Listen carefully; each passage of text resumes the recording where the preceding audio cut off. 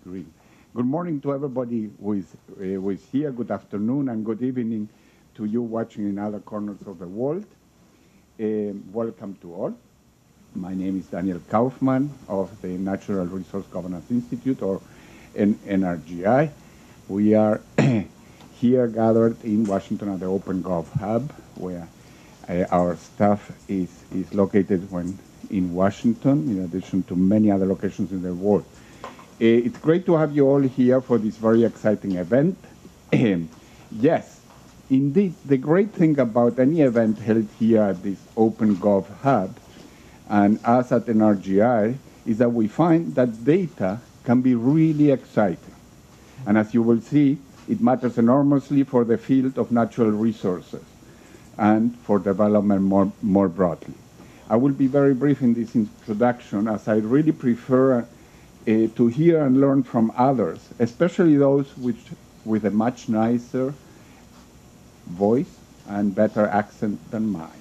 So as we get settled in, let me show a very short video on this project that has been prepared in order to introduce it. National oil companies produce most of the world's oil and gas. But what do we know about them? Not enough, it turns out. Yet, state-owned enterprises are hugely important in many oil-rich countries like Saudi Arabia, Venezuela, and Nigeria. In 2017, national oil companies collectively held at least $3.1 trillion in assets. So people need more information. The financial well-being of many countries and their ability to use oil revenues to pay for things like healthcare and education depend heavily on how well the state company is governed. So, to help citizens, officials, journalists, and investors better understand state oil companies, NRGI has created the National Oil Company Database, which is free to use.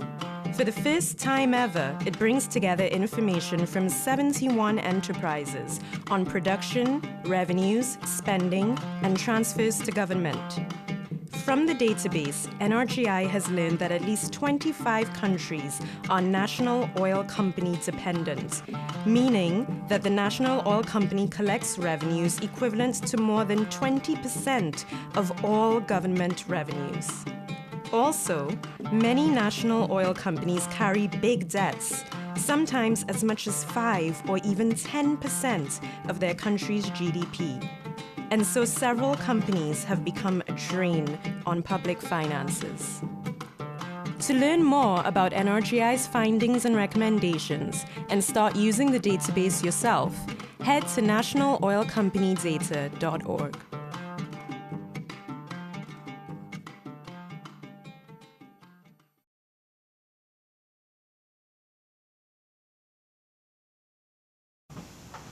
Some of you who may be wondering whether that voice was familiar, it's our own Nicola Woodruff, who works from London.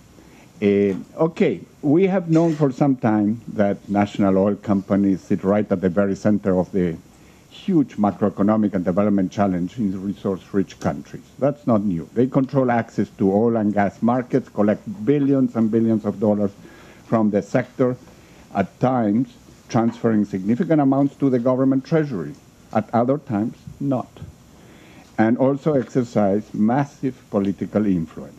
Often, these companies have been at the center of huge financial and corruption scandals, yet there are some national oil companies exhibiting good performance standards, showing that yes, it can be done.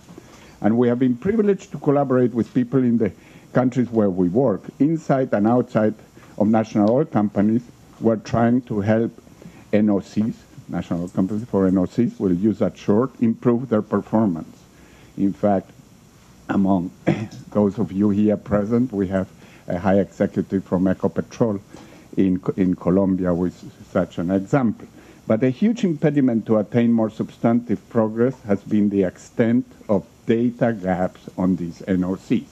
This has made it hard for governments and for citizens to monitor, to rigorously assess, and to hold these companies accountable. At the core of our DNA in NRGI is the power of data, of open data, and its use in evidence-based analysis and policy advocacy. by us and by all our partners in the field. This new free and open data project, the first of its kind focused on national oil companies or on NOCs, provide a new resource for governments, for parliaments, for NOCs, and for non-government actors. So next, we will have our main presenter, Patrick Heller, who has led this project, walk us through this new database and its main findings so far. After that, we will have an interactive panel with Zainab and Mark, who I will introduce as moderator of the panel after Patrick's presentation. And later in the event, we will take questions from the audience here in the room. We'll have something very interactive. We will also take questions from people watching live around the world on the live stream. If you are watching online, feel free to share any questions by tweeting at NRGI Institute. Okay, now on to the presentation of the database that will be given by my NRGI colleague and one of the world experts on NOCs, on state-owned enterprises, reform, accountability, governance, more generally in the natural resources, among other areas of expertise. Senior member of NRGI has been with us and contributed enormously to the whole field, as many of you would know. So without further ado, Patrick, the floor is yours, and after the presentation, we will start the panel. Thank you.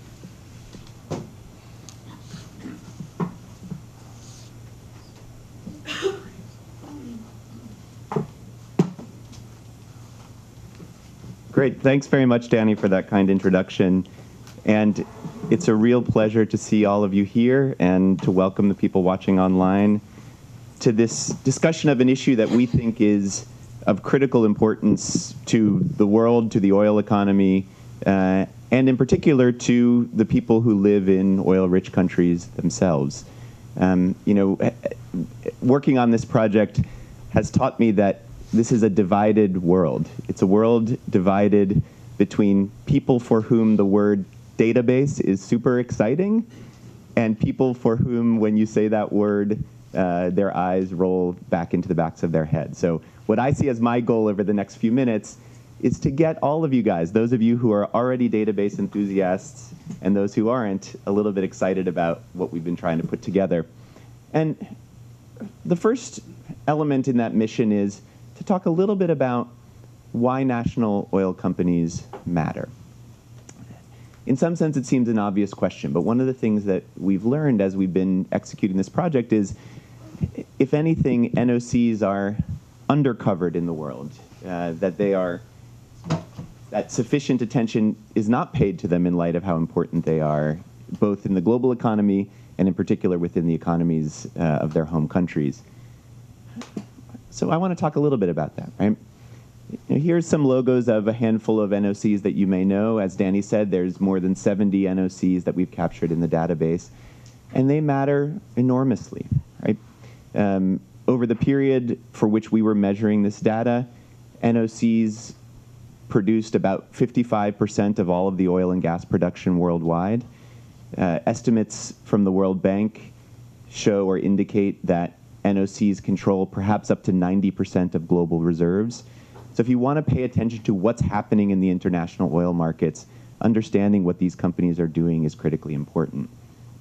But our focus in NRGI is largely on the lives of the people within oil and mineral producing countries themselves. And so that's really what we're going to focus heavily on in the session today. Within their home countries, these companies exercise massive influence, right? They, in many cases, control de facto or de jure the oil and gas industry. They are often the ones who have power or at least influence over what kinds of private partners are brought on board. They're, in many cases, the largest collector of public revenues in the economy.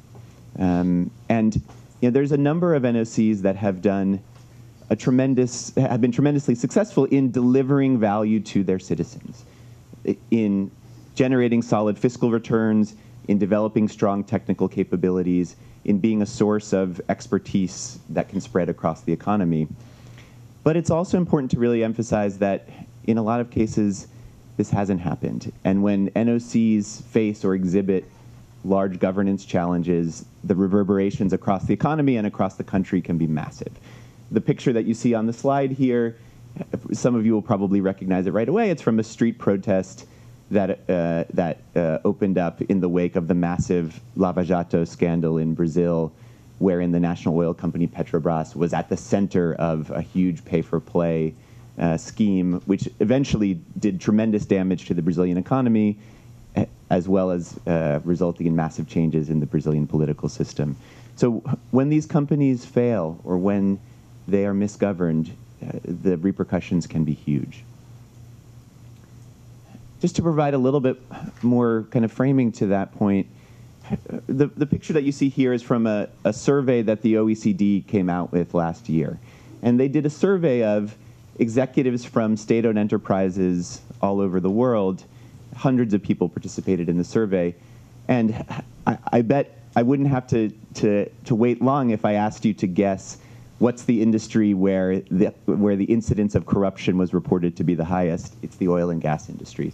60% of the people surveyed indicated that they had witnessed themselves corruption in the oil and gas state-owned enterprise in the previous 3 years. So more than any other industry, SOEs, state-owned enterprises in this sector, are subject to certain fundamental challenges and risks. We list a couple of them here. They have really complex mandates. These companies are often charged with pulling oil and gas out of the ground, selling it, becoming efficient centers of excellence, developing engineering, economic, commercial, legal skills, delivering massive fiscal revenues to the state, and also executing a wide range of other functions across the economy, everything from building roads to operating health clinics. And so the fact that their mandates are so complex can sometimes make it hard to really assess in a direct way how well are they doing, right? When the goals are overlapping, sometimes contradictory, it can really be an impediment to real accountability. Second major obstacle is the sheer amount of money or rents that pass through these companies' hands. We'll get to that a little bit when we talk about some of the data, but the fact that these companies are responsible for such huge flows of public finance leaves them particularly susceptible to predatory behavior. And then the final obstacle I wanted to highlight is opacity, and we all know it well. In spite of their importance, NOCs have traditionally disclosed relatively little information to their citizens and to their market partners. This is a graph from NRGI's Resource Governance Index, which, for those of you who don't know, measures transparency and checks and balances in dozens of resource-rich countries worldwide. What you see here, the details we won't go into now, but what you see here are the scores from the Resource Governance Index for national oil companies.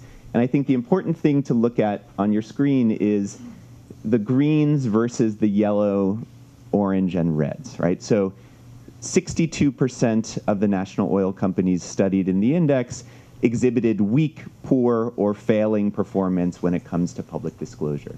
So the gaps in public reporting among these companies are still huge. That said, there's been some progress in recent years when it comes to public disclosure. Mark will be talking in a little bit about some of the gains or some of the advances that the Extractive Industries Transparency Initiative have been making. A number of pioneering NOCs themselves are doing increasingly sophisticated public reporting. So there is still a huge deficit in terms of what information's in the public domain, but there's been some real progress. And that's part of what inspired us to take on this project, right?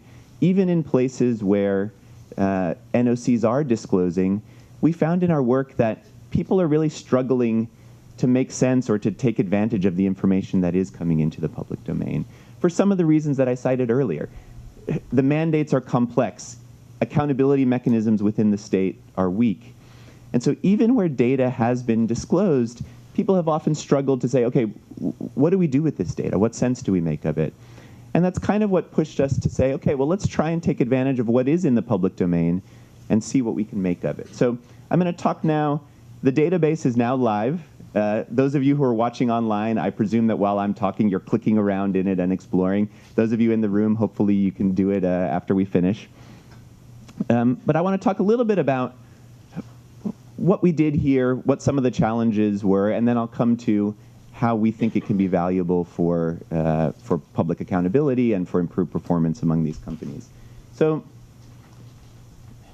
the database features 135 indicators. And I'm not going to go through every element of the picture that you see in front of you, but essentially what we tried to do was to capture what we thought were some of the most important indicators or most important pieces of data related to how the companies are delivering on their mandate to deliver value to their citizens. So what you see in yellow here, these are the indicators that we grabbed. Everything in the database is from public reporting.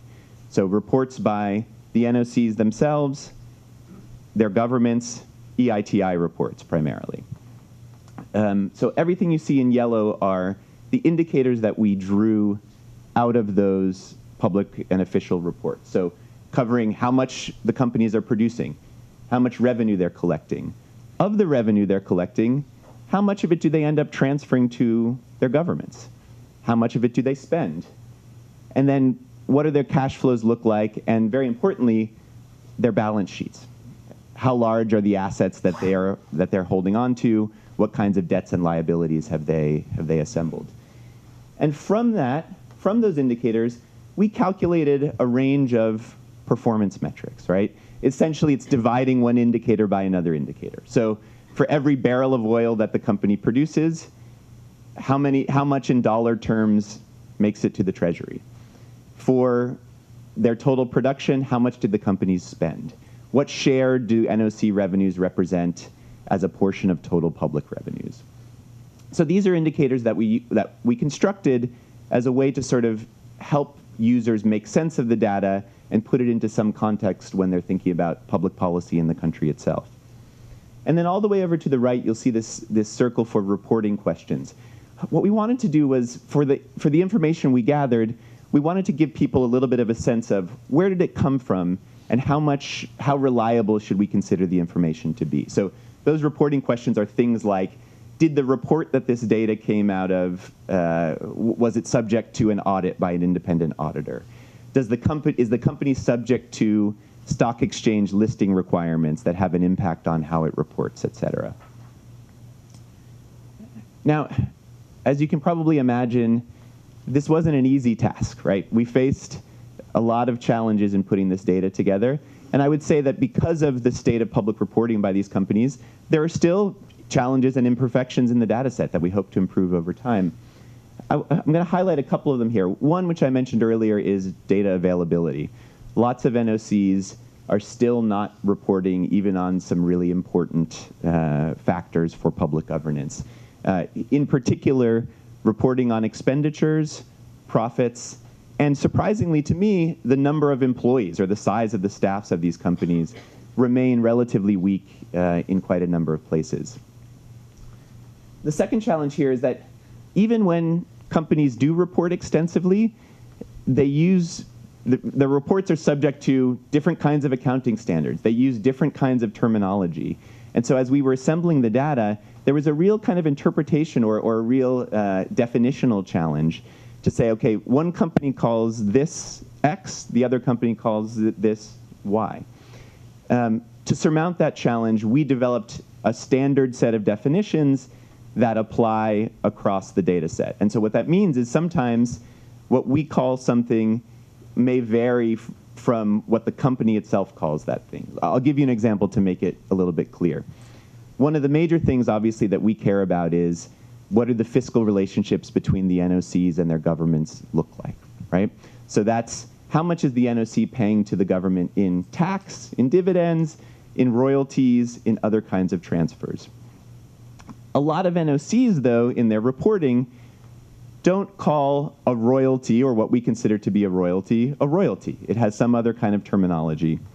In some cases, the company may not even report a royalty as a payment to the government. They may lump it in as just part of the operating expenditures of the company. And so in order for us to be consistent, we said, okay, we are going to consider, here's the definition of a royalty in our database, and we will consider this to be a transfer to government, not a part of business OpEx of the company itself. So it's an example to show how we tried to standardize things across the data set so that as best as possible, one can look at an indicator for one company and be confident that it means something similar for the other companies in the data set. I'm going to come back to the last challenge here as we go. So in spite of these challenges, we were able to achieve fairly significant coverage in the database. For those of you who don't recognize this is an Excel spreadsheet. Don't be alarmed. I just wanted to show an example of kind of the mass of data that we were able to assemble. We've got 71 NOCs in the database. As you can imagine, for some of them we have almost all of the data we were looking for. For some of them we have virtually none. The total amount of data we have comes to about 70,000 data points across the set. To put it in context a little bit, for 2017, which is the last year for which we were capturing data, the NOCs for which we were able to find the data points had about $3.1 trillion in assets and collected about $1.9 trillion in revenues over the course of that year. The circles here, just to put it a little bit in context, the top 10 NOCs in our database are the orange circle here. The top 10 international oil companies are the blue circle. So you can see that even though some NOCs still aren't reporting, the ones we were able to capture represent a really significant share of global oil markets and capital in global oil markets. Okay, I was advised in preparing this presentation that the last thing people want is for someone to click around on a website in front of a room. So I'm not going to do that. But I'm going to show you a couple of the sort of key features of the site so that as you're exploring later, you can have a sense. I would say there's two main ways to explore the data in the website. The first is we have this page, which is Explore by Indicator. Basically, if you want to see, okay, I want to look at total revenues of national oil companies, and to be able to compare one company against another, you go to this page, you look for what indicator you're looking for from this indicator group piece, and then very importantly, we've created data filters to just make it a little bit easier to try to compare similar NOCs to one another. Of the 71 NOCs in the database, as you can imagine, there is a massive amount of variety, right? There is Saudi Aramco, and there's the Tanzania Petroleum Development Corporation, right? An NOC that is a global leader producing massive amounts of oil and gas, an NOC that is producing very little in anticipation of potential growth in the future. So what these filters allow you to do is to try to do a quick sort of the data. I want to compare a large company against another large company. I want to compare a company against other companies in the region, et cetera. So none of these are perfect proxies, but this is a way that you can look at the data and at least, if not getting all the way to apples comparisons, at least get a little bit closer in what you're looking at. And then for those of you who are database friendly, you can download either the particular slice of data that you're looking at, or you can download the entire data set in a CSV file. Other way to look at it is if you just want to look at one company, you can do so. You pick the country or you pick the company, and it'll give you all of the information across that company. One feature that we have on the site here is this source documents dropdown. That enables you to look at either the company website, the library that we've created of source documents. So if you want to go straight to the source and say, okay, this is Pertamina from Indonesia, I see what you guys have put in the database, but let me actually look at the company's annual reports themselves. We've created a library to help you do that. So that's kind of where the database, how the database works and where it is. What I want to do now is to talk a little bit about the analysis that we've done in looking at the data set. Each of you here has received a copy of our overview report on the database. It's also available online on the website. you wouldn't want to hear me spend the time that it would take to talk about all of the exciting things that we found in it, but I'm going to highlight a couple of kind of the major findings that we've drawn out of this in terms of looking at how NOCs across the world are managing public assets and the roles that they're playing. So the first thing that really stood out as we dove into all of this data is we all knew that NOCs are giants, but looking at the data across the whole set gave us a sense that their economic role, the role that they're playing in their home countries, is even bigger than we had previously understood. And I think this has really important implications for public financial management and the work that many of us are doing to try and bolster development in resource-rich countries. So we looked at what NOC gross revenues represent as an equivalent share of total government revenues of their home countries. And what we found is that there are at least 25 countries that during 2013, we picked that because it's a high-priced year for oil and gas, there were at least 25 countries where the NOC by itself was collecting revenues that were equivalent to at least 20% of government revenues. Some of you have probably heard this terminology. One of the definitions of an oil-dependent country is the country is oil-dependent if more than 20% of government revenues come from the oil sector. Well, we looked at it and wanted to see, okay, what if we just look at the NOC and money that's coming into the NOC, and we found these 25 countries at least, and remember, some countries still are not disclosing data that fit this criteria. So why does that matter?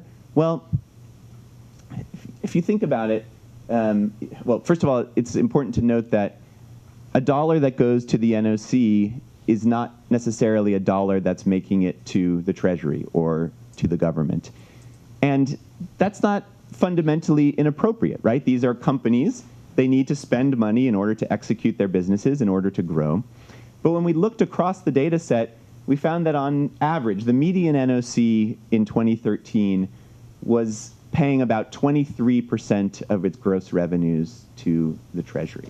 So the other 77%, the company was spending, right? Investing in capital expenditures and spending on its operations.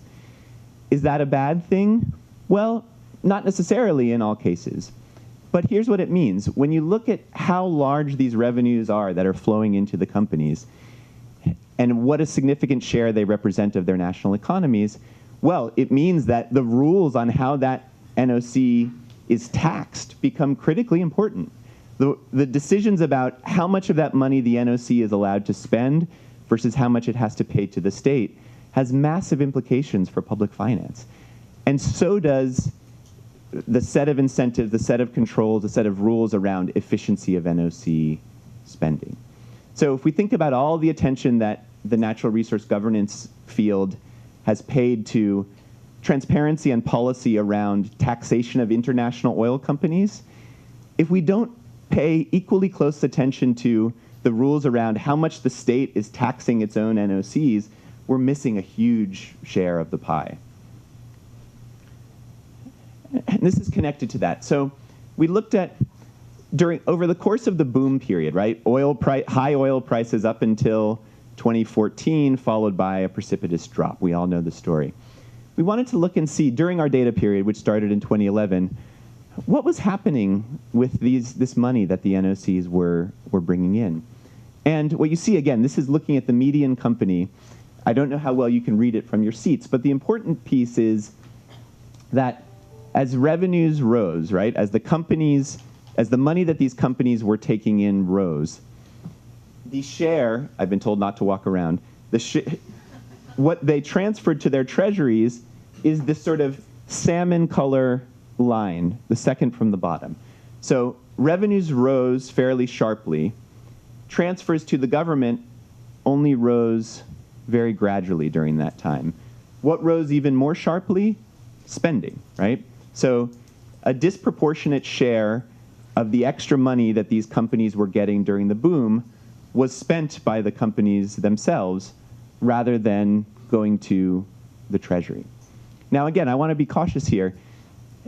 That's not fundamentally a sign that there was anything corrupt happening. And in fact, we see similar patterns with international oil companies, right? As prices rose, costs rose as well.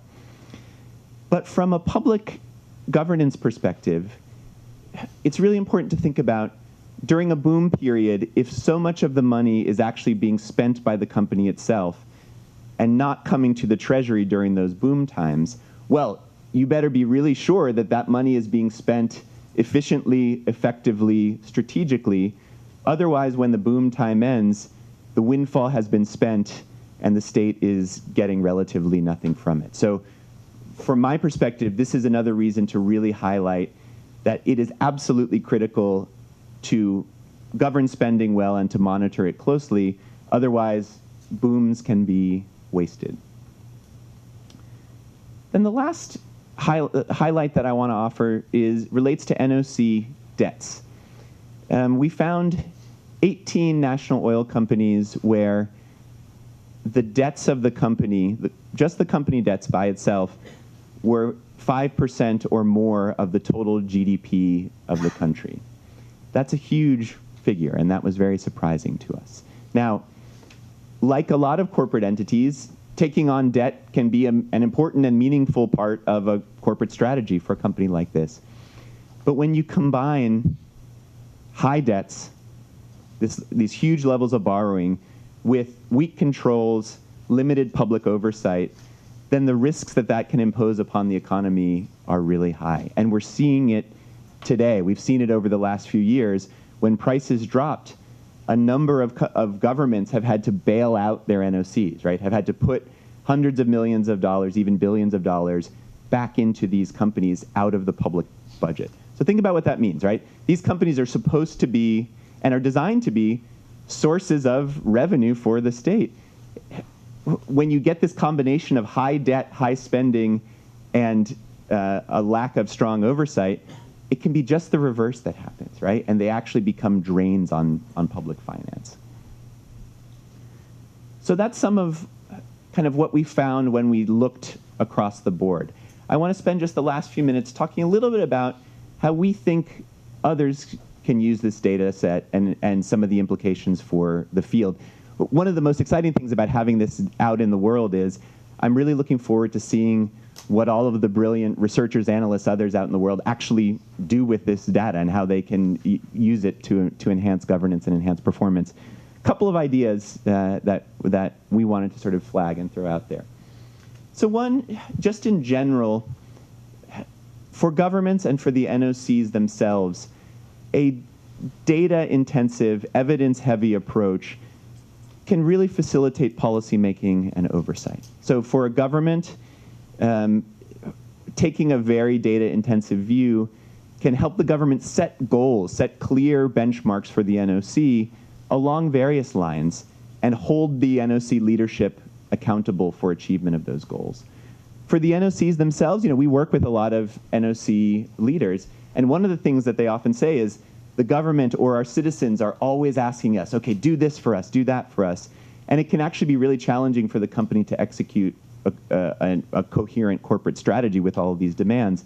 So for the NOCs themselves, a really data-heavy approach or setting clear benchmarks can help the company execute a more coherent strategy and can, in some cases, I think, help the company fend off, at least at the margins, some of those who are constantly coming to draw upon the company's resources. So this is just one example.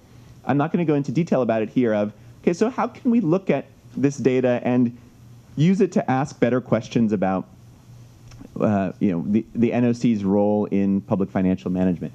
What we did here, this is an indicator from the database, and it's a very simple one. It is dollars paid to the Treasury for every barrel of oil that an NOC produced or sold. And these are sub-Saharan African NOCs. We picked this group in part because there's a regional coherence to it, but also a lot of the NOCs on this list are playing similar roles. They are equity partners in joint ventures. They are selling the state's share of oil, but they are not, in most cases, massively integrated top-to-bottom oil companies. And so for us, kind of putting a number like this out there or putting things together can enable people to start to ask questions about, okay, well, what kinds of returns is the NOC delivering on the oil for which it's responsible? So this is not the end of the inquiry, right? If you look at, the example of Cote d'Ivoire, for example, which is, shows up very low on this table in terms of the amount of money that it's transferring to the state for every barrel of oil equivalent it's producing. Well, Cote d'Ivoire is primarily producing natural gas instead of oil. That may be one reason that its numbers are lower. So this is not the end of the inquiry, but this is a way to start asking questions. So if I'm looking at Ghana or Nigeria, for example, I might be curious, okay, well, it looks like for each barrel of oil that's being produced, GNPC in Ghana transferred in most years more to the government. So more made it to the treasury from each barrel of oil equivalent produced in Ghana than for the same equivalent in Nigeria. That doesn't tell us fundamentally that something is wrong, but it tells us we should be asking some questions. Okay, so if that money is not making it to the treasury, what is it being spent on? And is that spending likely to be effective, and is it likely to deliver strong returns in the long run? If the answer to those questions is no, or we're not sure, that can raise some flags in terms of thinking about what the fiscal rules are between the company and the government. Just to flag here that in doing these kinds of analyses, one of the things that really stood out to us is, NOCs are different, right? They are different in size. They are different in years of experience. Their geologies are different. And they also have different goals. So we created kind of these three categories. They're very stylized categories. But what we wanted to look at is, okay, depending on what the company and what the government really want to achieve, that can help you set the benchmarks that are most important to measure. So we call a company a cash cow when the most important goal of the NOC or of the state is to deliver fiscal revenues to the treasury in the short term. So for that kind of a company, the most important things to measure are how much money is the NOC generating and how much of it is actually making it to the treasury. Some NOCs are profit seekers, or what we call profit seekers, for which the primary goal is, let's become an efficient, commercially effective oil company. Over time, the kinds of benchmarks you would start to expect a company like that to exhibit are profitability, efficiency in terms of operational expenditures, return on capital employed that's high and that's significant. And so depending on what the goals are, the benchmarks that you choose are really important. And then finally, there are NOCs that are called upon to play what we call a sort of state supplement role. These are the companies that are charged with building roads or providing subsidized energy to their populations. Our database does a little bit to measure that, but it doesn't do that much because reporting on these kinds of state supplement obligations is so inconsistent across companies that it was hard for us to gather that kind of data. But nonetheless, for companies that are playing those kinds of role, asking them to report on how they're performing against expectations for whatever that role is a step that is overlooked in too many places. So the last point for governments and NOCs is this data really shows us that improving disclosure and improving reporting practices is still really critical. We picked 10 key indicators from the database here. And this is just a simple table that shows in the year 2015, which is the year for which we have the most data in the database, how many companies published enough information that we were able to gather the necessary data to complete the data entry for that particular indicator. And you can see some red, right? And what really stands out? Well, NOCs in the Middle East and North Africa, some of the biggest oil producers in the world, are on average producing far less information than NOCs in other regions. Some of you probably saw in the news, Saudi Aramco just earlier this month produced a treasure trove of information from 2016, 2017, and 2018. Before that, that company had put almost nothing in the public domain. And there are still lots of NOCs in that region, including some of the most important global producers, for which it's virtually impossible to really know from the company what they're doing. Sub-Saharan Africa also shows up as weak when it comes, on average, when it comes to these kinds of disclosures. But I will say that there's highly varied practice in that region. In countries like Ghana, the NOC is producing quite a lot of information. In other countries, still very little. And the EITI has been massively important in sub-Saharan Africa in starting to get more of this information out into the public domain when it never was before. So then the last point I want to make relates to, okay, so what does this data tell us about priorities for international actors and civil society? And I'd put 3 suggestions out there. First is that I think there can be a growing role for international initiatives, including EITI, but including some of the other global standard setting efforts, to help countries tackle what are some of the most persistent gaps in reporting. Most importantly, expenditure data is still really weak across a lot of these companies. Some of them don't report on it at all. For some of them, they reported on it, but at a level of detail that still makes it very difficult for citizens in the country to understand, okay, what is this company actually spending our public money on?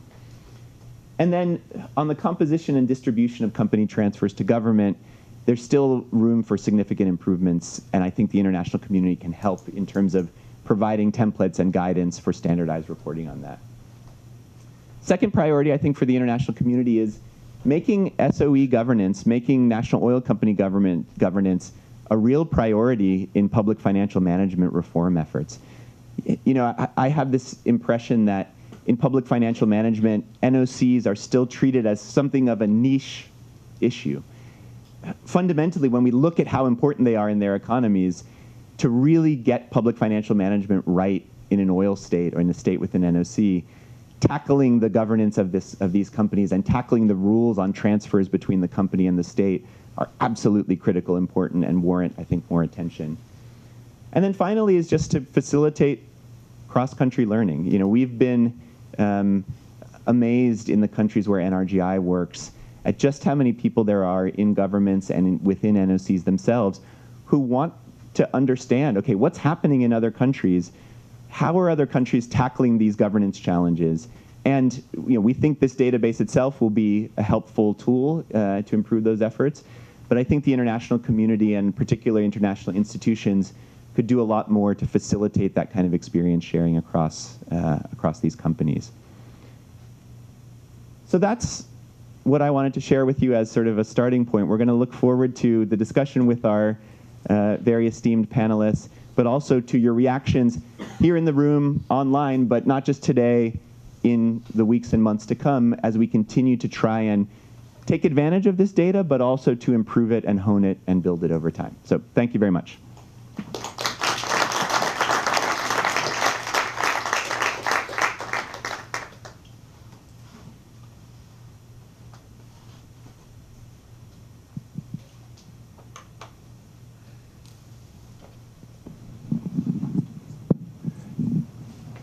Patrick, thanks. Of course, I'm biased, but this is really fantastic and exciting. So I look very much forward now to the more interactive part. If anybody was not totally persuaded before this presentation, and you were quite humble, Patrick, but there's a main report associated with that, which is not only online, but available here, as well as a specialized research report with many of the findings. Anybody who wasn't convinced before that NOCs in so many countries are the elephant in the room, this major effort, this major new database puts it in clear context. We are talking about an absolutely crucial institution at the core of the development fate, in fact, of many resource-rich countries. Let's go now to the interactive part. We will start with a discussion with the two eminent panelists we have here, and then we'll open it further. We have Mark Robinson, there on my left, who is Executive Director of the Extractive Industry Transparency Initiative, EITI, comes with a very vast experience and distinguished career, including at World Resource Institute. He's also chair of the governing board in OGP, and has worked in development for decades. And we have on my left, I'm very pleased that Zainab Usman has joined us. She's in the Chief Economist Office of the World Bank and comes with a professional experience regarding the political economy and natural resources. And not that long ago, you wrote a brilliant dissertation at Oxford on these issues, particularly concentrated on Nigeria. So if you allow me, I will start then with a question to you, Zainab, and linked to the fact that you are such an expert on the political economy of the oil sector and the knowledge we have now as to the challenging role that the NOCs plays in this very difficult system. What would you say are the most important priorities for governments and for NOCs next, in general, around the world? But of course, you also know particularly about Africa, where we need to focus the main reform efforts, including obviously by the World Bank, by other such organizations. And how can the very NOCs that are really struggling, that are really under challenges, learn from other success stories? And is there really a prospect that those can improve performance in the future?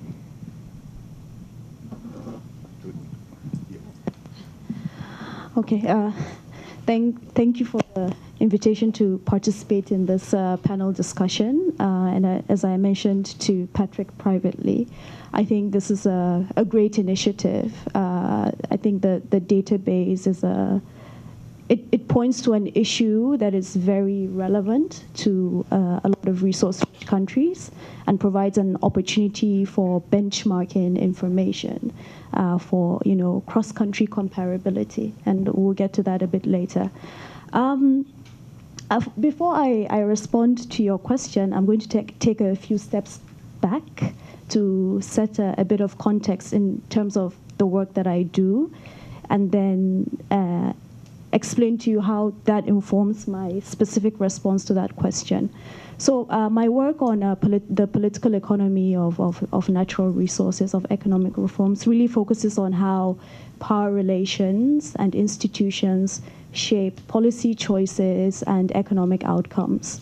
So within the oil sector and extractive industries more broadly, economic outcomes include investment flows, resource revenues and rents earned in the sector, and growth, and the extent to which they are shaped by actors and institutions in the sector, the interactions and the negotiations between public and private actors, the incentive structures shaping their behavior, but also history, right? And depending on the combination of factors at any point in time, within a specific country, you find that a policy environment within that country could be conducive for reform, or it could be it could have an anti-reform impulse, right?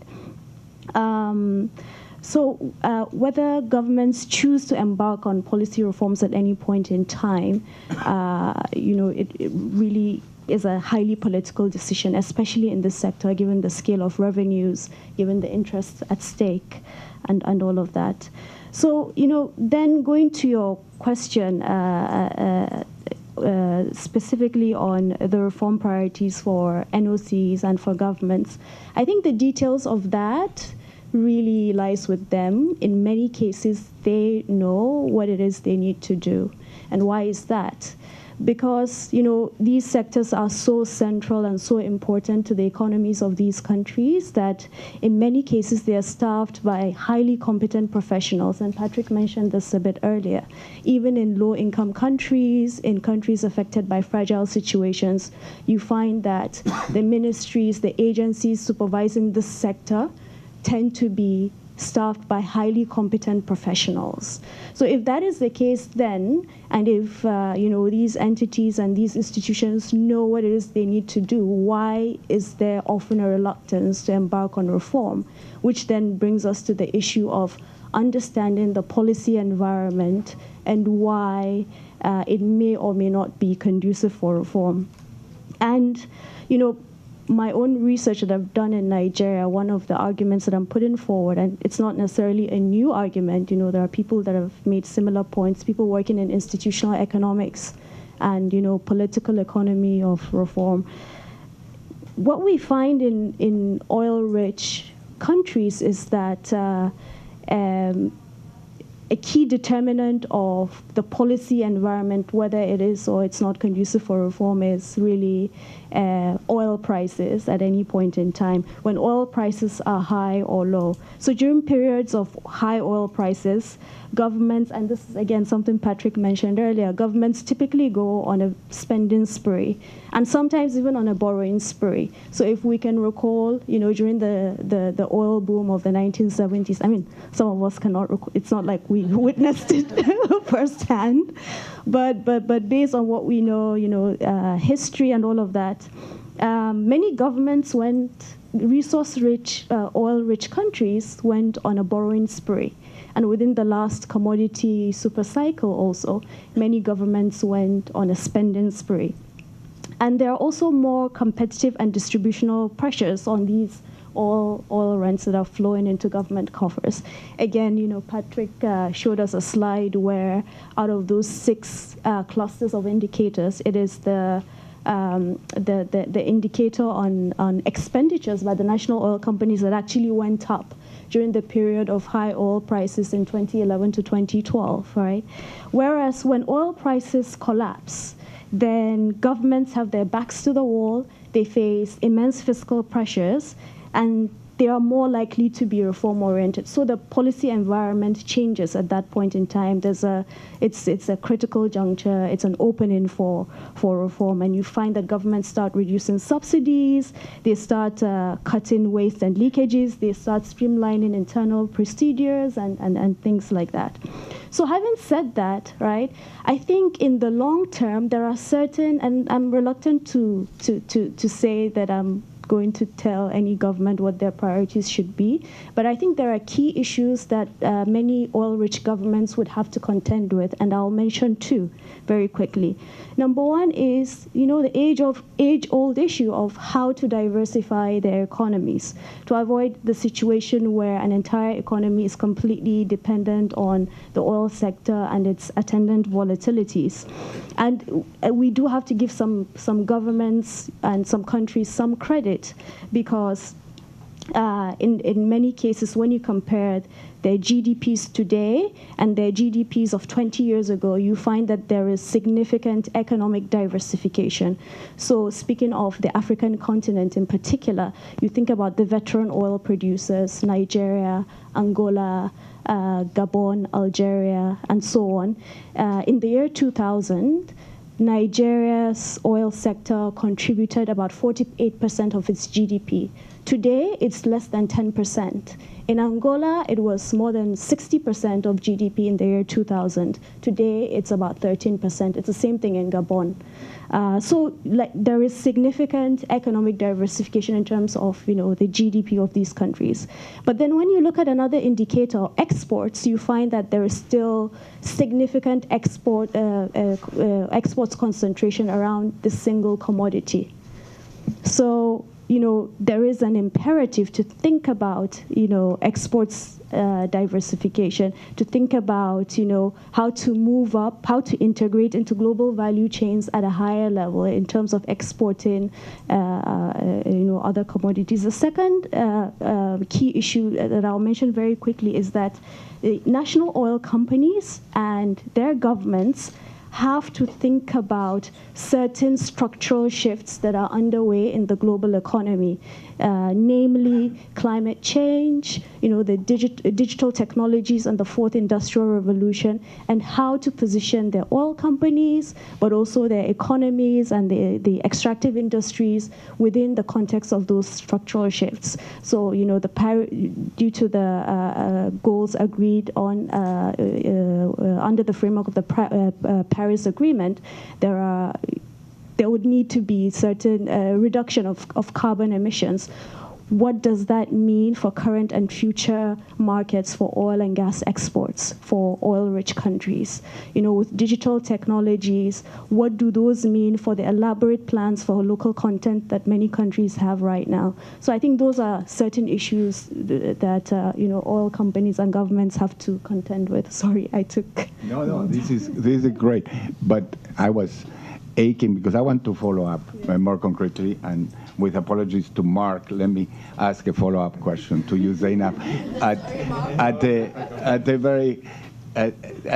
very concrete level, because what you're saying it's really interesting. Of course, the data that you're showing about the shares of GDP are partly the result of the major decline in oil prices compared with the super cycle days. So some of that diversification, quote unquote, it's due to that. Part is real, part is also forced, part is not so real, and there's still a way to go. But my question, at the very specific level, you made the case very, very diplomatically that this is not, in many cases, so much about capacity, but it's about the politics, about the incentives, and about the political economy, which is your field.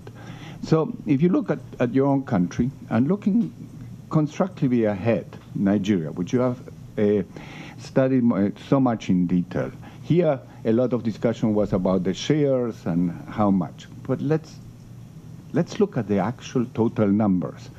Between 2011 to 2015, we're talking, depending on the year, between $20 to $40 billion that were the revenues of the national oil company, and NPC. We're talking, so lately was more like 20. That's still about 10 times the total aid that was given by the World Bank and the whole international, the international donors to Nigeria. In fact, $40 billion is about the total overseas development assistance to all of sub-Saharan Africa in net terms. So that's basically at the core of what needs to be managed well for the development of the country. And you're saying this is not about capacity, it's about incentives, it's about political economy. What needs to change then in terms of the incentives then in the country for then a different path towards development to happen in the future, and what the World Bank can do and maybe needs to do differently together with the IMFs and other organizations, so those incentives are put in place from your political economy perspective.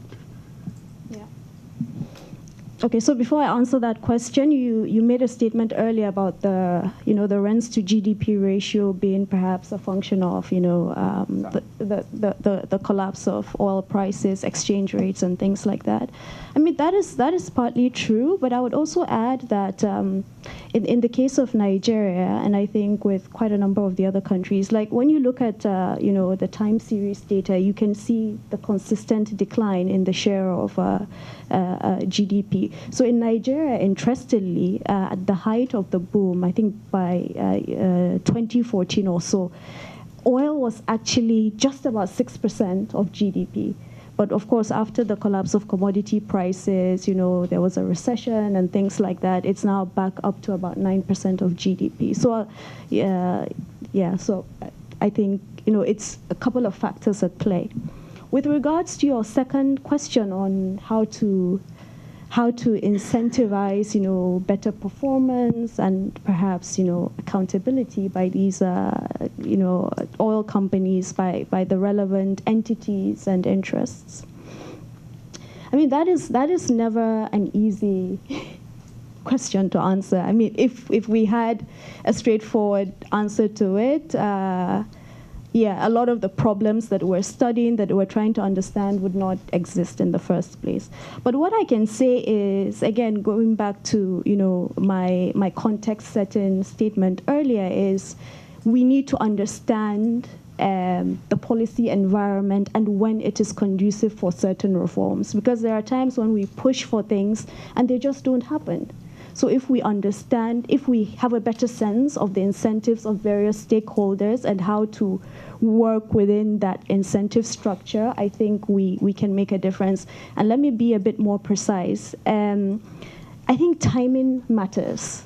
Really, timing matters, and in oil-rich countries in particular, as I mentioned earlier, when there is a collapse in oil prices, you find that many governments are more receptive of reforms. And we've seen this happen very recently, and it's happening now. So, governments in the Arabian Gulf, governments in Africa, after the collapse of commodity prices in 2015, embarked on a number of reforms. Many governments started thinking about cutting subsidies. Many governments have embarked on tax policy reforms so they can raise additional revenue, so they can diversify their revenue base. And from what we know of economic history, taxation leads to greater accountability because there's a whole bargaining process with citizens to set tax rates. It also leads to an increase in state capacity because you need to set up an elaborate system to delineate the tax base, to collect revenue and things like that. So we can see some of that happening. But obviously, again, oil prices are going back up. They're now at about $70 a barrel. So, governments can end up relaxing. The second thing I will mention is I think empowering existing checks and balances systems within these countries, with some of the information being produced by NRGI, for example, would go a long way. And what do I mean, or who am I referring to, or what am I referring to when I say checks and balances systems? You have, in many cases, parliamentary audit committees, revenue commissions, and again, sorry, let me digress a little. Not too long ago, I went to a country, I won't mention which one. It was a mining-rich country, but I think the example still applies. So we went to various entities. We had meetings with, I think, like the Revenue Commission. We had meetings with the state mining company. We had meetings with an international mining company. And you could see the difference, the asymmetry in their capabilities. The Revenue Commission, they were even telling us about their challenges, whereas the state mining company, the international mining company, they were all, they knew precisely what they were doing. They had sufficient resources. So if we're able to empower existing structures within these countries that are mandated to perform these oversight responsibilities, I think that would go a long way, including subnational authorities in many cases. So that would be my response. Thanks. The broader question, which when we open the discussion, this is very helpful, and it will be a lead way to the focus on transparency, on disclosure, to increase accountability. We'll get to Mark next, but there is a fundamental question for the field, and now we sit here in Washington for an international scene too. Any country, and let's not get into one particular one, where we know that the enormous bulk of these resources come from their own resources, and whether it's oil or mining, gas, mostly oil in many cases. So we're talking about the 40 billion, of 20 to $40 billion a year in one institution, one organization that manages that. What is the role of then, what kind of incentives can help to empower, as you say, these players with the 2 billions or 2.5 billions that keep being given to these countries? Are those empowering, or they are functioning as a way that is a block to those reforms that are needed. So at what point we also need to reflect on those issues of international aid in that context. And that leads, in terms of international initiative, to a very different one, which is not about funding countries, but it's about norms for disclosure, and that's Extractive Industry Transparency Initiative. For full disclosure, my question will betray some insider information because I've been in the board for a number of years of that. It's now, the Secretariat is led by Mark Robinson, who was already introduced. For some years, there has been the concern among some in the board and others at EITI that insufficient attention was being paid to the huge challenge of state-owned enterprises. And this effort that we are unveiling today is part and parcel of trying to put it much more front and center. EITI, in parallel, and with the collaboration of many here and ourselves, has also made strides.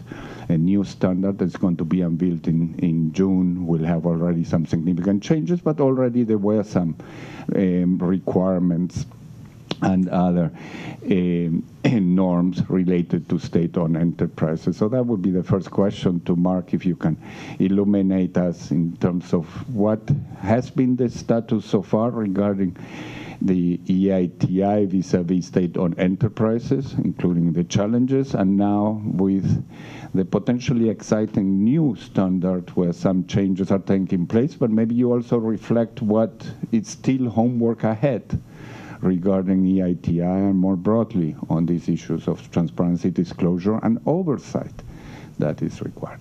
Mark, to you.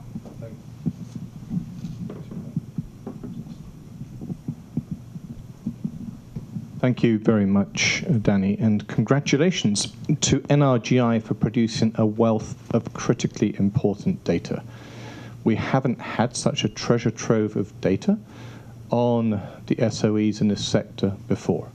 So it's a huge resource, and it's a huge resource that matters not just in terms of the quality and quantity of data, but it's a fundamental resource to help in the struggle for improved governance and accountability, for the reasons you heard outlined by Patrick at the beginning. I like to think that the best data you have in this treasure trove comes from EITI countries. And so there's a question there I'd be curious to know. And it was very striking to me to see those countries where you had biggest data gaps were generally not members of EITI. So I'm curious to know, and we'd be pleased to be reassured that is the case. Now, Danny specifically asked about changes to the standard. And Danny has been one of those on the board asking us at the Secretariat to bring forward and encourage the release of more data about state enterprise operations. But that demand comes not just from our board, but all of our three major constituencies, and from within the state-owned enterprises themselves. This is in no sense should be seen as an agenda driven by international donors, for example. Yes, there's interest and there's appetite from those promoting the DRM, the Domestic Resource Mobilization Agenda, because of the quantitative significance of these revenues. But there's also keen appetite from ministries of finance themselves, who want more accountability from these entities, and they want to have, as you heard from Zainab, a clearer flow of assured financial resources coming into the state exchequer.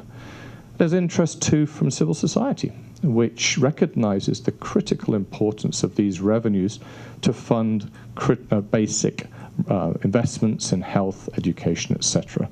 So this should be a win-win. And this sort of data trove adds to the growing number of guidance documents being developed by many leading entities in the development world, particularly the IMF, the European Commission, the OECD, and indeed ourselves too. So there's plenty of guidance and therefore a real niche for this kind of data. Coming to the standard itself, Danny mentioned our global norm, the EITI standard. Our board went a very long way in our meeting in Kiev a month ago, much further than many of us anticipated, in making some quite far-reaching commitments on a number of areas of disclosure. In this domain of state-owned enterprises, it comes under 3 places in our standard. And for those of you who know this, one is under the legal and institutional dimensions of state participation, 2.6. Another one comes under state enterprises themselves in terms of revenue collection, 4.5. And finally, 6.2, which is around expenditure. So several points in our own standard have now been revised and overhauled with the active support of all of our constituencies, including those from state-owned enterprises, such as Equinor. Now, very quickly, what are these changes? There's 5 in particular. Some of these are about clearer wording, about clearer definitions, but most importantly, they are clarifying requirements on reporting by our 52 member governments, including many of the enterprises you heard listed here in this collection of data. So first of all, to be a requirement to explain and clarify financial relations between state-owned enterprises and their subsidiaries and joint ventures, simply to understand better the relationships between SOEs and other parts of government.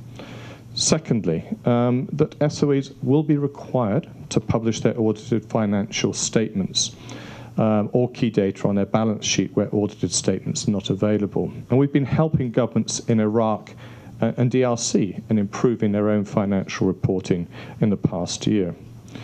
Thirdly, encouragements to disclose aspects of SOE operations and corporate governance, including details of capital and operating expenditures, but going further, looking at procurement, contracting, and the appointment of board of directors and codes of conduct. That's a very far-reaching one.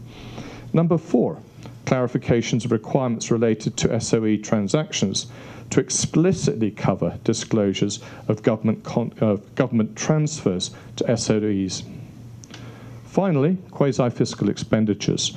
So these are a whole range of off-budget expenditures, whether it's for direct investment in health, education, roads, infrastructure, or subsidies and other non-budget expenditures.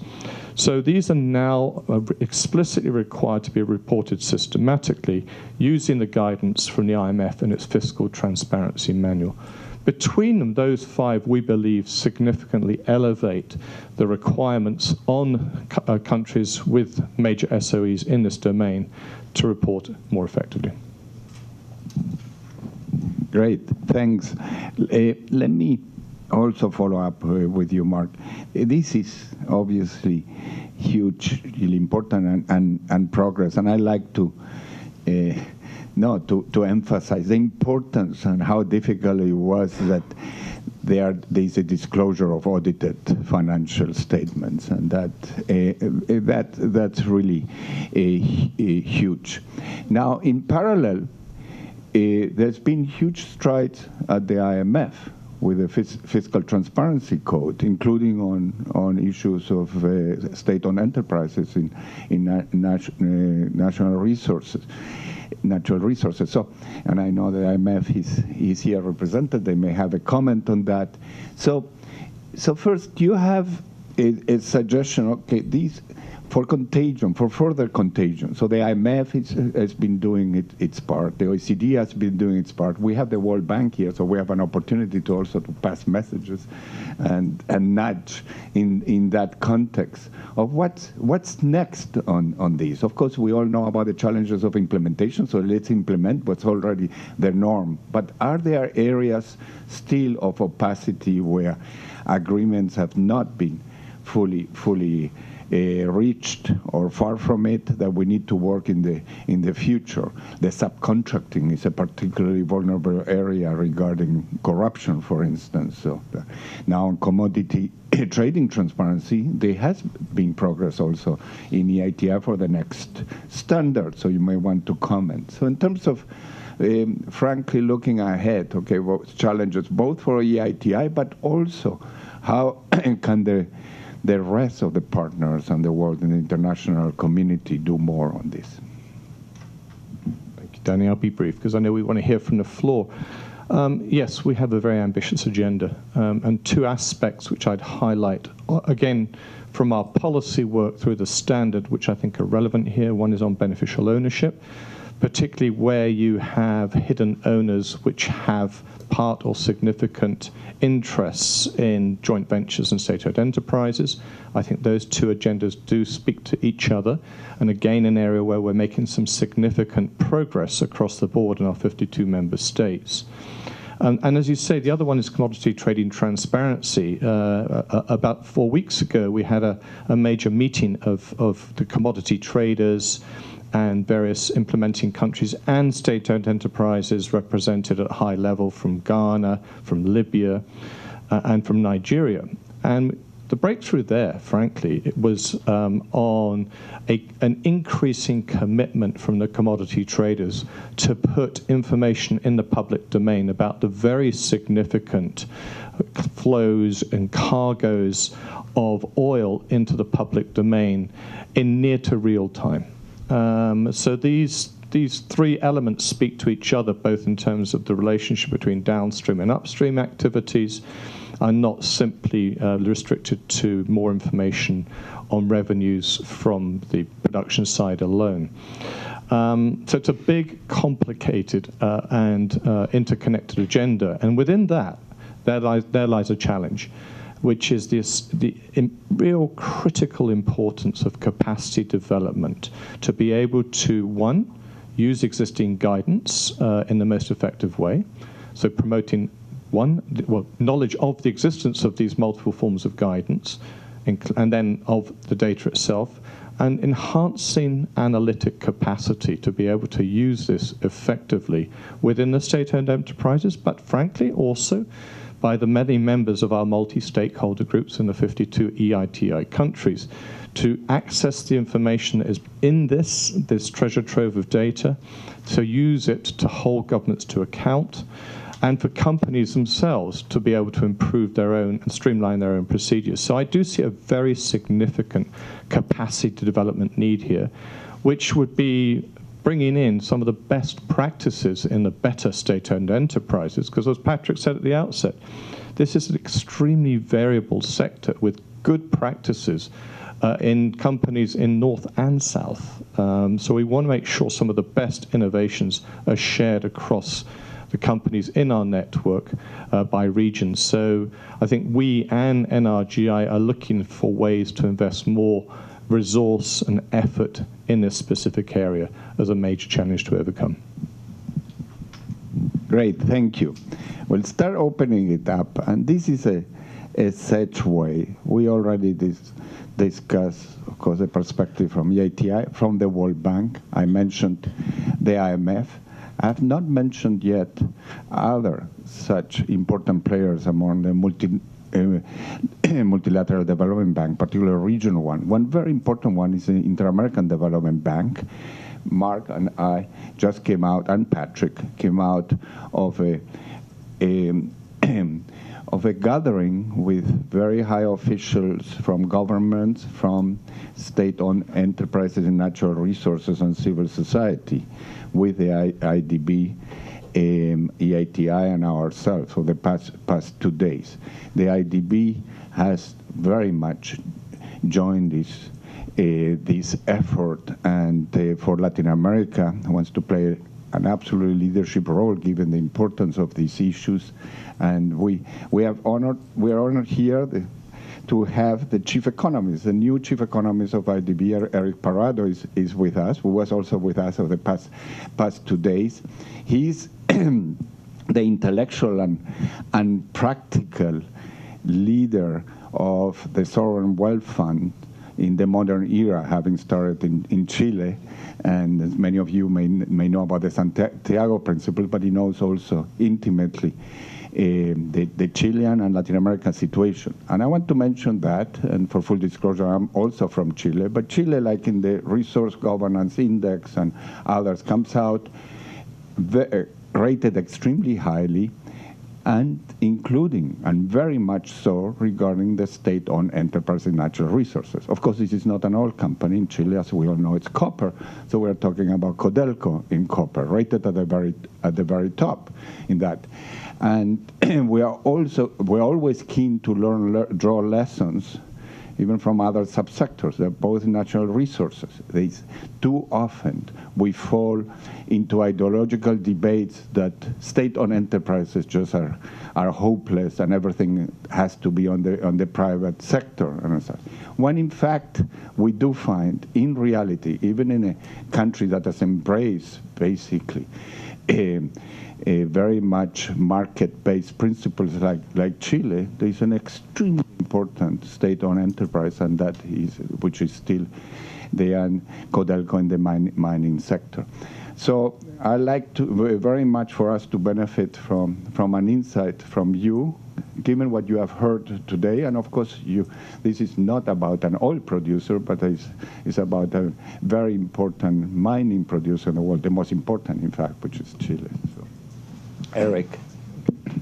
Hello, everybody. This is the risk of sitting in front of an event. But anyway, thank you, Danny, for this kind of introduction. Right now, I'm the chief economist at ADB, so I'm in charge of macroeconomic issues mostly, and trying to think about productivity issues and growth in some way. But in my previous life, I used to be the manager of the Chilean sovereign wealth funds, and after that, I helped a couple of countries to set up sovereign wealth funds around the world, including Nigeria. So happy to comment some of the lessons that I learned in these years. First of all, I have to congratulate NRGI because you are delivering, again, a new public good. I think it's important to continue with this work. And related to that, and I took some comments that Patrick made, is regarding the fiscal framework. I think when we talk about the state-owned enterprises, we have to have and think about a comprehensive fiscal framework, because sometimes it's like we're working independently on the fiscal side and also on the state-owned company side. So I think we have to match in some way having a comprehensive fiscal framework that considers not only national companies, but also a fiscal rule, how to manage flows, but also how to manage stocks. And that's when you enjoy, for instance, oil booms, gas booms, or copper booms, then you can save that money for the future. And that's why you need to have this comprehensive fiscal framework. In Chile, we have that. Of course, our state-owned company, Codelco, complain a lot because all the profits have to go to Treasury. And then Treasury can decide how to invest that money. And the same thing regarding liabilities, regarding debt issuance by this company. So in some way, there is some control regarding all the activities related to financial issues on the state-owned companies. Maybe that's too extreme. Maybe we can try to find best practices. But I think that the first idea, having a comprehensive fiscal framework. Second idea, I'm trying to read your mission, oil, gas, and mining. So on the one hand, I congratulate about this effort of having a database on oil and gas companies, but you have to work on the mining companies too. So that would be great to have all type of state-owned companies in your database. I think that's important. I think I don't have much more time. Thank you. Thank you. This is great and greatly relevant. And before we totally finish, and now we want to go to the audience, I like to have at least a few 30 seconds each in concluding remarks, but Patrick may come back to the issue of what about mining in the future, but also how relevant it is to learn the lessons from state-owned enterprises in related sector, but not the same, or is it something particularly intractable about oil companies, which unfortunately the high-level representative from Ecopetrol in Colombia had to go to the airport, so he just left, but there could also have been some insights from oil companies here. Let me go to the floor. There's somebody at the very bottom. And I may take 2 or 3 questions first for the secretary, and then I'll come back to the audience. Hello. I'm Robert Thomason. I'm an anti-corruption reporter. Oh, hold on 1 second, because we need the mics for them to hear it on camera. And introduce yourself again, please. I'm Robert Thomason, an anti-corruption reporter for NWEX. It's nowhere. I'm Robert Thomason. I'm an anti-corruption reporter for NWEX. And my question is, Mr. Keller, anyone, how you might use these data best for anti-corruption research, either to ferret out red flags or examples, or to devise good anti-corruption programs.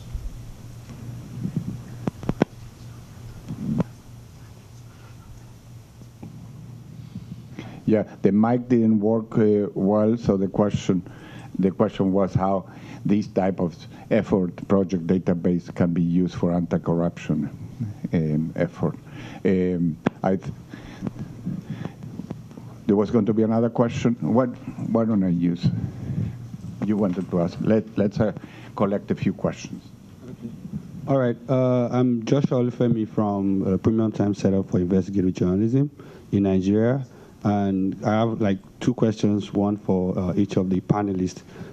Specifically for Zainab, you raised a point about how the price of oil can influence policy reform, and looking at the data that Patrick showed, especially for Nigeria, you see that 2016 was an instructive year in terms of oil price, fluctuation. Do you think that really affected the reforms in Nigeria? For instance, the president is still the Minister for Oil and Petroleum. And that same year, you had, based on this data, you had almost, insignificant amount of transfer to, government. And for, Mark, how much of, this, EITI, Natural Resource Governance, Governance Institute effort is looking at building the capacity of demand side. So I see a lot of, civil society, government interrelation, especially for my country, but less around building the capacity of the media, citizens to understand this data, for instance. With the amount of data you have even on Nigeria, I'm not sure you get a lot of usage from the demand side. And what are efforts being made to address this? We'll take one more. Does that work? Yeah.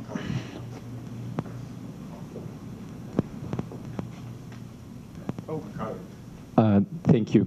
First, congratulations to Patrick and my name is Juan Carlos Quiroz, and I used to work for Revenue Watch. First, congratulations to Patrick and every member of the team that made possible this database. I think it's a great effort, and congratulations. And second, is this kind of databases and evidence something that can help promote a clear idea of where should the governance of the oil companies go, and especially in proposing a direction similar to what happened in the macroeconomic management of governments. 2 decades ago, governments started making central banks independent. They got a clear mission, fight inflation, and I mean their objectives can change, but there was a clear institutional decision to isolate central banks from political interference. And maybe in this sector, we have something so important that we should go in that direction also. Give independence to the national oil companies to achieve a clear limited goal, and strengthen the government agencies to perform their tasks that currently are in the hands of national governments. Some NOCs are also the regulators of the sector. They control the reserves, and maybe this should be something done by governments, and maybe this type of databases and evidence can support moving towards a proposal in that direction. I mean, take the example of central banks, and let's make the case for the extractive sector. Thank you. Let's get back to the panel now. We will start with Mark, then Zainab, and then Patrick. Mark first, maybe on the issue of anti-corruption, and there was an EITI specific question. Yeah. There is. Absolutely. This is an important resource in the wider anti-corruption effort, and it links to the other question about the role of the media. So one, this provides data and information that those investigating corruption can use as a resource in their effort, both for advocacy and better public information, no question about it. The direct links, though, as Patrick said, are not always self-evident. So identifying gaps or lacuna in the data does not automatically point to the presence of corrupt practices. It may simply be inefficient systems or poor management as opposed to outright corruption. So I think one needs to be careful. We've just commissioned a study to help us at EITI make it clearer in terms of how our own work connects to the broader anti-corruption movement. And this will be one of the themes in our global conference in Paris in 2 months' time. The specific question from our friend over here on how do we reach civil society and media, that's a great question. This is a formidable resource for the media. A lot of our work is dedicated to putting out data and information in the public domain. So in that spirit, I think the implication of what you're suggesting would be, as we think through where is the demand and interest for this data, to make sure we bring in the media as an important actor and conveyor belt of that information to decision makers and the public. But a very nice and important point, thank you. Maybe one more point. What are we doing? We're bringing together a working group most immediately, primarily of some of the leading state-owned enterprises who want to be champions of reform.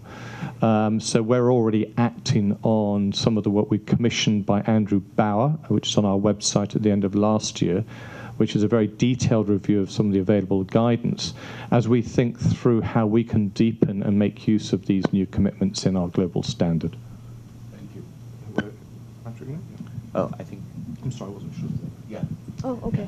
Yeah, and if Zainab particularly was a question, obviously, about Nigeria, but also given your political economy know-how and analysis, is it appropriate to think about a route of complete independence of these NOCs, and what would be the prerequisites for that independence to work in terms of corporate governance and other things, so that they do function like central banks? So before I get to those two questions, let me quickly say something about the anti-corruption question. I think I completely agree with Mark here that we also have to be careful in the way we use and invoke the term corruption, because oftentimes what you have would be a whole series of things which could be equally egregious, but they're not quite the same as like looting a national treasury or things like that. So we have to be careful in using that term. But also the point that I made earlier about using this kind of data to empower relevant stakeholders, relevant entities, particularly subnational entities, parliamentary oversight committees and the like. That could help a lot. So going to the question on Nigeria, and I have to state a caveat here that it's always a tricky balance to strike between, on the one hand, the research that I did previously before joining the bank, mostly on Nigeria, and on the other hand, here on an institutional platform, me not wanting to pick on a particular country. So please have that caveat in mind. What you mentioned about, the collapse of oil prices and whether they've had the same expected effect that I mentioned in Nigeria, the issue of having the president Dublin as the Minister of Petroleum has been a historic one in Nigeria for a long time, right from the Obasanjo years and all of that. But I think there's also another thing, and I've written about this. Sorry, I'm plugging my work, but I've actually written about this particular issue that even in terms of oil production in Nigeria, the numbers that we have are actually estimates. We don't really know how much oil precisely is produced in the country, again, for some of these political economy factors. But then when you look at there are other aspects of the industry that there have been movements there, right? So think about the NMPC. There have been recent discussions about unbundling the NMPC, especially in 2016 and 2017. I don't know where those discussions are right now. Oil subsidies also, still a contentious issue in Nigeria, and it's always, when oil prices collapse, then governments are thinking about removing subsidies, but then it's never an easy decision. NMPC's assets as well, there have been discussions, and this is all information in the public domain about divesting some of NMPC's assets to raise revenue. So there's some movement in that area, and other areas not so much. That's what I would say to that. And then to the third issue of, what should be the model going forward for NOCs? Should they move towards complete independence or what? On that, again, I'm very, very reluctant to say these are the precise things that need to be done. Also because I think there are certainly best practice ideals that NOCs and their respective governments should aspire to. These ideals are, of course, a destination, and in the journey towards that destination, these entities would necessarily have to adopt methods and practices that best fit their particular circumstances.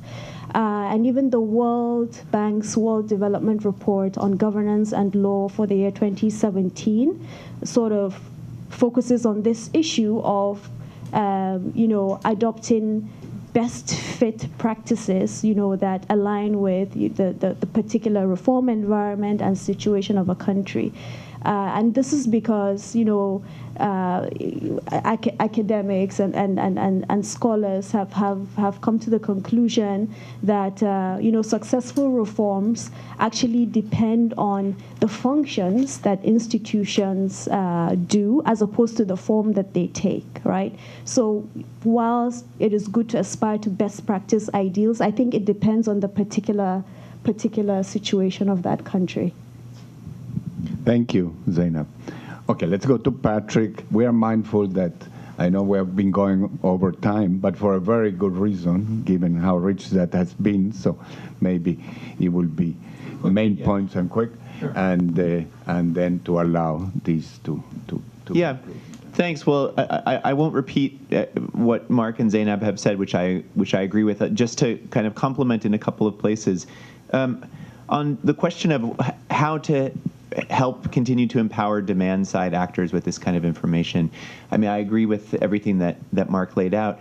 I would say that one of the things that we in NRGI are planning and have begun in some places is working with civil society partners and with the media to accompany them as they try to contextualize some of this data, right? So not just to have a number that is $75 billion, but to see what has happened to that figure over time and to start to ask questions about what those changes over time mean, or to put some of the information more into context in terms of what it means for the economy or vis-a-vis different pieces of it. And so, in the design of the indicators, we tried to put some of that contextual information in automatically, but I do think that there's a process of collaboration and cooperation that can happen, not just with us, but among CSOs and among journalists in various places.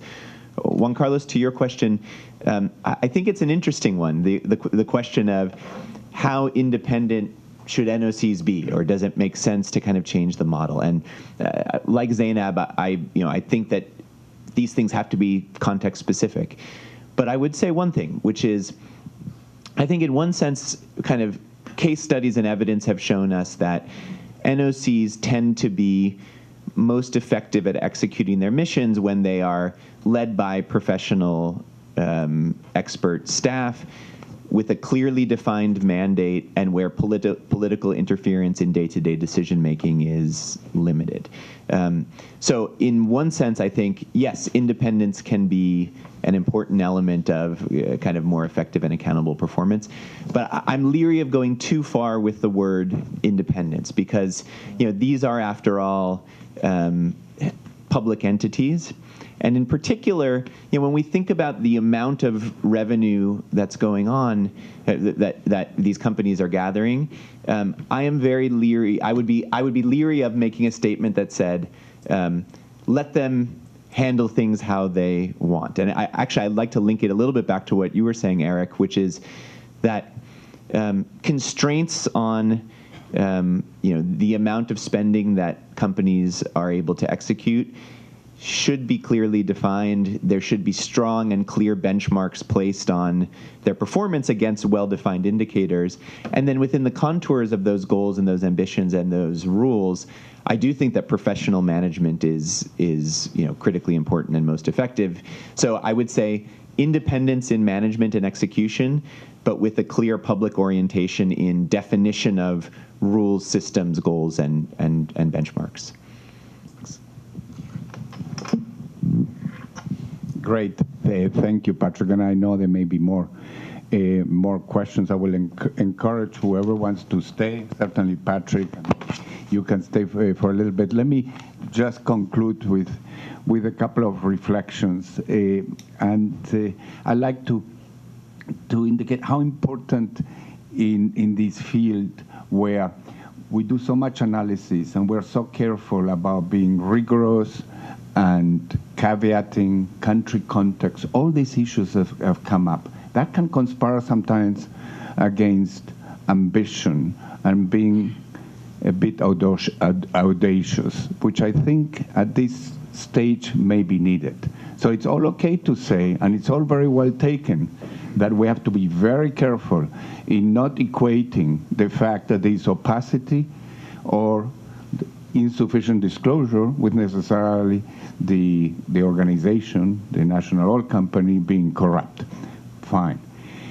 The fact is that in terms of data, in terms of statistics, the likelihood of having significant corruption is associated with opacity. So it is a red flag, after all, even if there is no 100% certainty about it. So in terms of moving ahead for the future, even for the very specific objective of addressing corruption, looking very hard at those countries where there is enormous opacity still will be very important. And that goes to also the other important factor that, of course, transparency and this disclosure are absolutely essential. They're necessary, but they're not sufficient. They have to be complemented by other measures. It was mentioned here, the whole issue of civil society involvement for accountability and for monitoring and for applying pressure. In places where there are constraints about that, the likelihood, again, of finding corruption is higher because transparency, if it's done just by fiat, cannot be translated into effective accountability. That's in the report, in the main report, page 19. You find some data of these type of associations. So one way of turning it around, the caveating that was very carefully done here, is to say, yes, but it is a red flag where we haven't done sufficiently the homework regarding civic space, we haven't done sufficiently the homework regarding these disclosures, then there's a higher likelihood. regarding corruption. And that leads to the ambition regarding going to the next stage with disclosures. He was mentioning about mining before. There's a lot of homework still ahead on what's needed with these open data disclosures of companies, where I would hope that a debate continues, and not only among the like-minded people who are all in this room, and also those watching, and EITI, NRGI, IDB, and so on, but others in these very important international organizations where some issues came up as to the need to go to the next stage in that context. And I hope Zainab will take some messages back also to the World Bank in that context. The IMF is already doing things, IDB and others, but much more is needed. So with that, many thanks to Patrick for the fantastic work, for the leading this, and the whole team that has done that, to the great panelists, Zainab and Mark, and to the audience here and throughout the world from being with us here. And let's stay tuned, because this is a start. And we will all continue working together on these very important issues. Thank you.